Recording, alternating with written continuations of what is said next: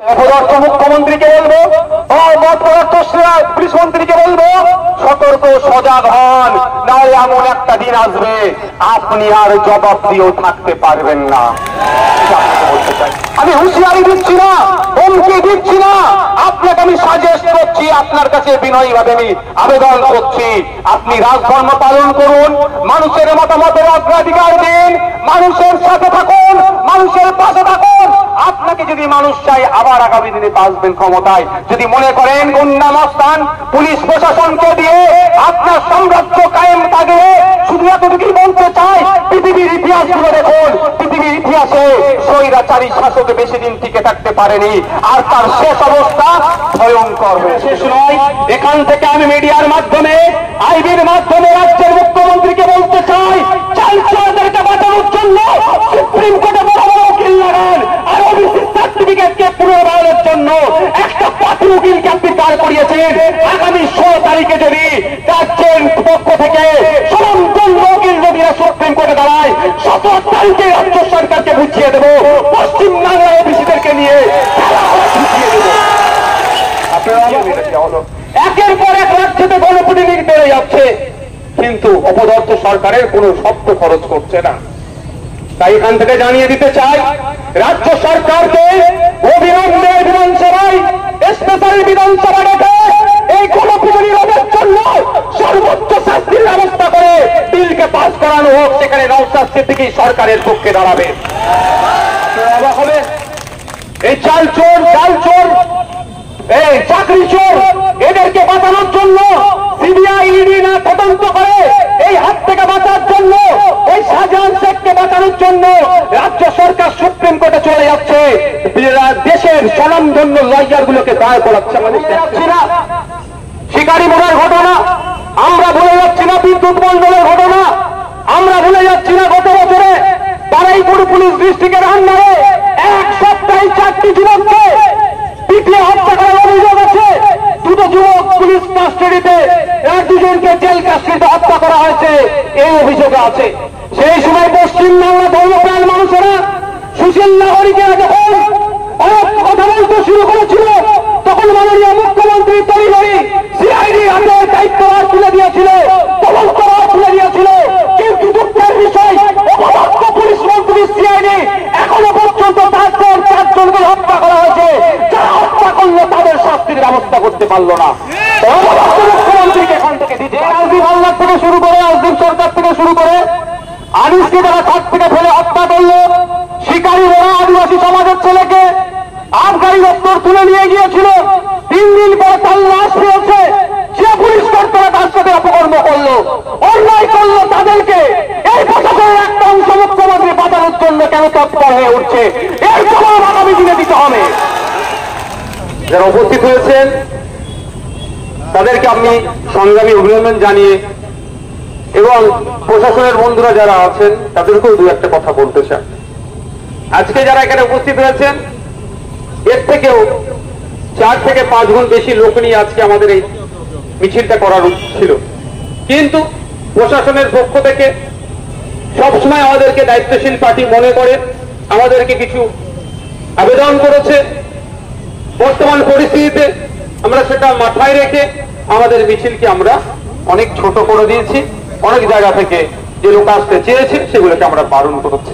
প্রশাসন বন্ধুদের উদ্দেশ্যে বলবো, আমরা সদা সর্বদাই আমাদের প্রশাসনকে আমরা সম্মান দিয়ে তাদের কৃতকার্যের যে বৈচিত্র্যপূর্ণ আছে সেইগুলোকে আমরা সম্মান দেওয়ার চেষ্টা করি। কিন্তু দুর্ভাগ্যের বিষয়, পুলিশ ইউনিফর্ম পরে যারা পুলিশ কোডের বাইরে গিয়ে সংবিধান বহির্ভূত কাজ করছে, তাদেরকে আপনারা কোন ভাবে, কোন দিক থেকে তাদেরকে আড়াল করার আপনারা চেষ্টা করছেন।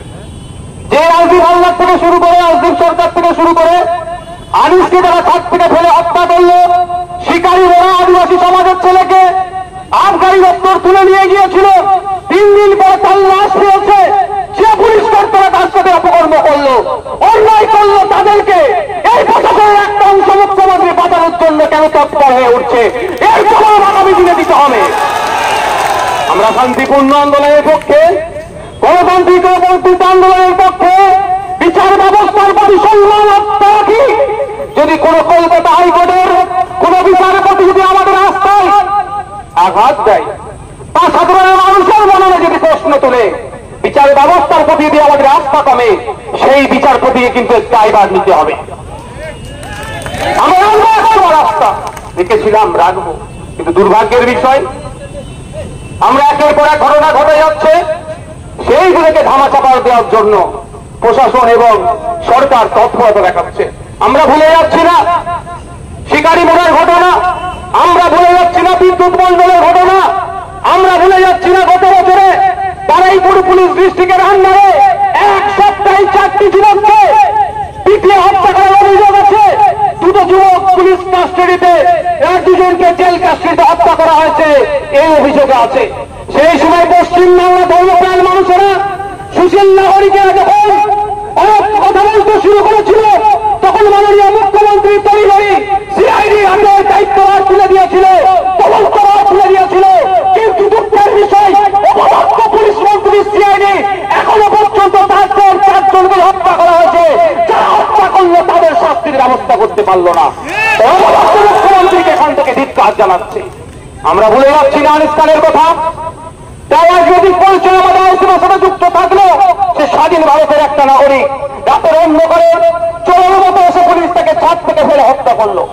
সারা বাংলায় যখন উত্তল সে নিয়ে বাংলার মুখ্যমন্ত্রী বলেছিল এসআইটি গঠন করে দিচ্ছি, 15 দিনের মধ্যে সবকিছু হয়ে যাবে, কিন্তু দুর্ভাগ্যের বিষয় 15 দিন অতিবাহিত হলো, 1 বছর অতিবাহিত হলো, এখনো আনিস বিচার পেল না। আমরা বিচার ব্যবস্থার প্রতি ভরসা রেখে কলকাতা হাইকোর্টে গিয়েছি, আমরা প্রস্তুতি নিচ্ছি আনিসের মামলাটাকে নিয়ে আগামী দিনে সুপ্রিম কোর্টে যাব। আর এখানে আবু সিদ্দিক আল্লাহের পক্ষ বাড়ির লোকজন আছেন, তাদের সাথেও কথা হয়েছে, যদি কলকাতা হাইকোর্ট থেকে আমরা ন্যায় বিচার না পাই, ওই অর্ডারটাকে চ্যালেঞ্জ করে আমরাও সুপ্রিম কোর্টে যাব, তাদেরকে তার সর্বোচ্চ শাস্তি দেওয়ার ব্যবস্থা করব। বন্ধুগণ, আমি আপনাদের বলে যাই, বর্তমান পরিস্থিতিকে সামনে রেখে চোখ কান খুলে রাখছি, যেমন এটাও ভুলে গেলে চলবে না। আপনারা যে বিষয় এসেছেন, মুখ্যমন্ত্রী বলছেন সংখ্যালঘু থেকে শুরু করে দরিদ্র থেকে শুরু করে আদিবাসীদের সব দিয়ে দিচ্ছি, কিন্তু দেখতে লাগবে কোন সময় সার্টিফিকেটকে কেড়ে নিয়ে তো কোন সময় জেলবন্দি করে পুলিশের মাধ্যমে এই পিছিয়ে বর্গের সম্প্রদায়ের উপর অত্যাচার নেমে আসছে। আজকে এটা শেষ নয়, এখান থেকে আমি মিডিয়ার মাধ্যমে, আইবির মাধ্যমে রাজ্যের মুখ্যমন্ত্রীকে বলতে চাই, চালচোরদেরকে বাঁচানোর জন্য সুপ্রিম কোর্টে বড় বড় উকিল লাগান, আর ওবিসি সার্টিফিকেটকে পুনর্বহালের জন্য একটা পাতি উকিলকে আপনি দাঁড় করিয়েছেন। আগামী 16 তারিখে যদি রাজ্যের পক্ষ থেকে সনাতন উকিল যদি সুপ্রিম কোর্টে দাঁড়ায়, 17 তারিখে রাজ্য সরকারকে বুঝিয়ে দেবো পশ্চিমবাংলার ওবিসিদেরকে নিয়ে বুঝিয়ে দেবো।